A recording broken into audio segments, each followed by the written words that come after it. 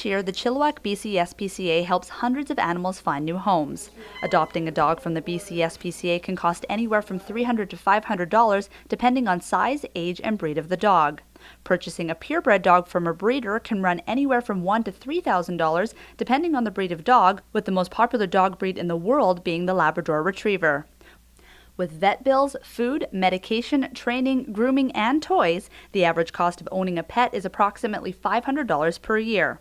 In this episode of The Lunch Counter, we ask residents what they do to keep their pets happy and healthy.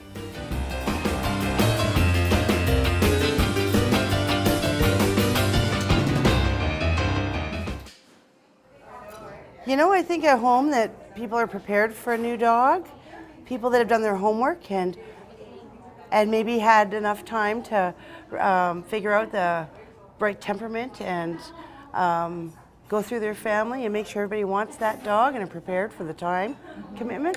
It really is a big responsibility, and I think we see a lot of people who fall in love just on impulse, and they don't plan ahead and they don't think about what's to come and how many years of responsibilities ahead of them. The emotional decisions versus logical decisions. Yeah, we especially see that with young adopters, young couples who haven't had their kids yet and newly married, and they want to, they have this maternal instinct and they want to get a dog or a cat to. It's like a test before having children, exactly, isn't it? I think exactly, of it that way. and so that's fine, and it's wonderful to introduce that to the relationship, but a lot of times people don't think about what's going to happen with kids and how they're going to transition through that.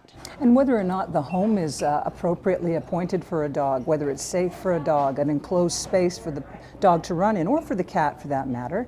And I think one of the things that's come up recently for pets in terms of a cat, for example, is people have traditionally thought of cats as being indoor-outdoor pets, but now we recognize that in fact we need to protect our cats by keeping them indoors. And this is something that a lot of adoptees, I think, are a little bit surprised, or adopters are surprised when they find that a cat really is an indoor pet. And so knowing that's an important factor in adoption, isn't it? Yeah, it's so much about education.